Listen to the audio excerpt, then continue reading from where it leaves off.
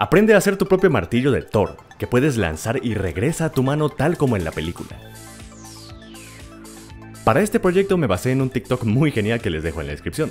El chico del video usa uno de estos retractores para buceo. Los podemos encontrar en Amazon y tal vez sean una mejor opción en tanto son más fuertes, de uso rudo, pero en esta ocasión mi presupuesto estaba algo limitado, así que usé una opción más económica, que son estos broches retráctiles portagafetes. Los encuentras en cualquier papelería. Es tan fácil como enganchar el broche a un brazalete y pegar el otro extremo al mango del martillo. Estuve haciendo pruebas y noté que un solo broche no es lo suficientemente fuerte. Probé con 2 y empezaba a mejorar, pero fue con 3 que conseguí el resultado que esperaba, donde puedo lanzar el martillo con bastante naturalidad lo más lejos que me permiten los broches y tiene la fuerza para regresarlo sin romperse. Para la cabeza del martillo estoy usando espuma foamular, este material rosa que se usa como aislante térmico en casas, aunque un muy buen reemplazo sería el unicel o tal vez la goma eva. Comenzamos formando un bloque que mida 13.5 por 13.5 por 22 centímetros. Con un agujero en medio para que quepa el mango, un tubo de unos 3.5 centímetros de diámetro. En los bordes de 22 marcamos líneas a 1.5 centímetros, y en los de 13.5 a 3 centímetros. Con estas guías cortamos los bordes en diagonal de línea a línea. Este material es muy fácil de cortar con cúter, aunque por lo mismo es también fácil marcarlo por accidente, así que hay que manipularlo con cuidado. Luego en las esquinas de las caras cuadradas marcamos a 6 milímetros para formar diagonales. Y esas diagonales las conectamos con los bordes largos. Algo así debe quedar. Es normal que haciendo el corte a pulso los bordes queden algo toscos. Los emparejamos con una lija no muy áspera, un 330.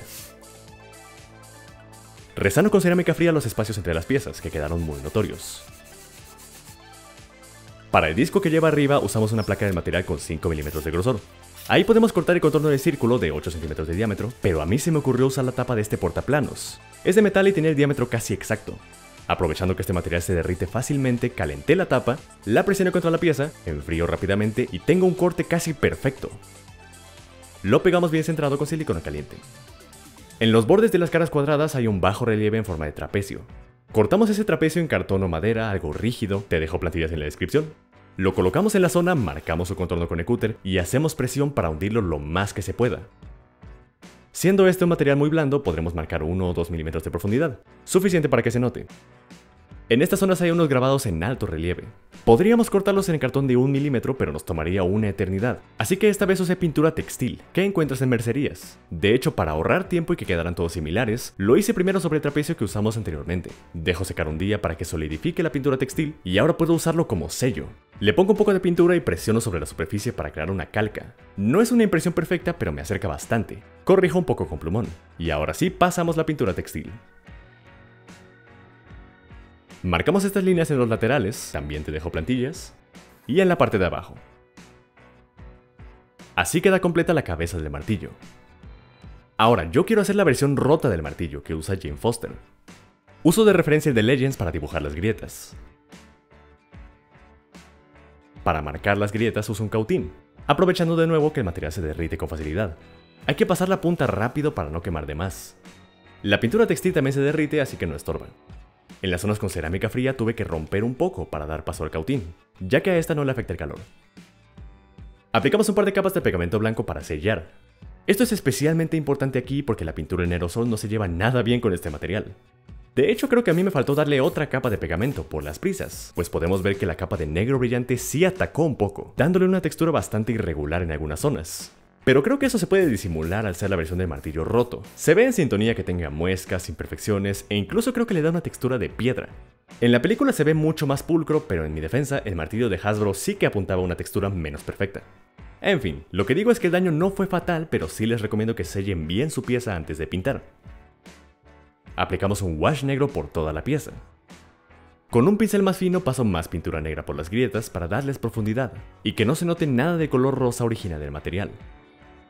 También oscurecemos el fondo de los grabados, haciendo que resalten más. Con solo las sombras ya se ve bastante bien, pero decidí también pasar por las grietas un poco de azul claro, simulando el brillo de truenos en su interior. No es pintar todo de azul, solo una pasada muy ligera. El mango en mi martillo de prueba era un tubo de PVC de 5/4 de pulgada, pero para hacerlo más ligero lo cambié por un tubo de cartón. Me pareció perfecto este de un rollo de aluminio. Mide el largo que considero ideal para el mango, 31 centímetros, pero también necesitamos que tenga un sobrante que se incruste en la cabeza. Tan sencillo como añadir un rollo de cartón corrugado que entre en el tubo, formando una extensión. Para el otro extremo igualmente hacemos un rollo que quede un poco más holgado en el interior del tubo. Este nos servirá más tarde. Conseguí este pliego de vinipiel para forrar la empuñadura. Puedes solo pintarla de café, pero esto le da una textura muy realista similar al cuero. Cortamos un rectángulo que quede a lo largo, asegurándonos de dejar lados rectos. Marcamos en el tubo una línea recta como guía, y con pegamento instantáneo pegamos primero un extremo. Te recomiendo ir de poco a poco para asegurarte de mantenerlo recto y no cometer errores. Aplicamos más pegamento, y vamos envolviendo. Cuando dé la vuelta cortamos el excedente con exactitud, debe embonar justo, que no sobre ni falte. Para hacer la correa cortamos un pliego de vinipiel de 4 por 34 centímetros. Le arrancamos esta base blanca que no nos sirve. Doblamos por la mitad del ancho y pegamos, haciéndolo más grueso y con doble cara. Doblamos por la mitad del largo, medimos 14 centímetros y el resto es sobrante que se pegará al interior del tubo. La pegamos al rollo que hicimos anteriormente. Por eso debía ser más holgado, para considerar el grosor de la correa.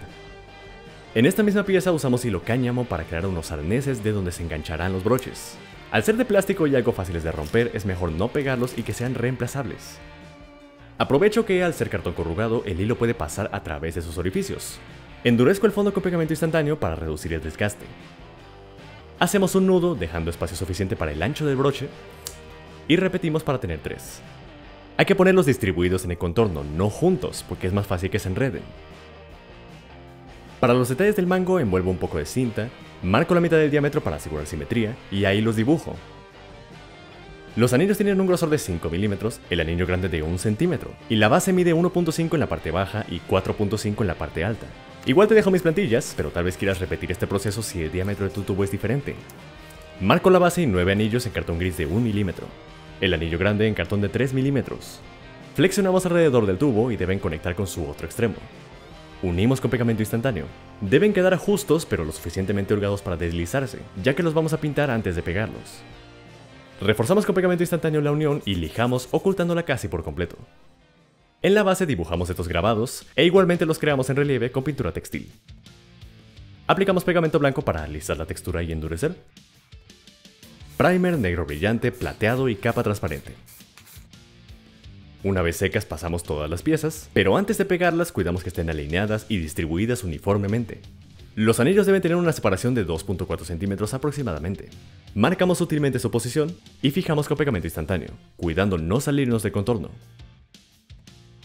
Pegamos la pieza de la correa con abundante pegamento instantáneo y la empuñadura a la cabeza con silicona caliente. Y listo.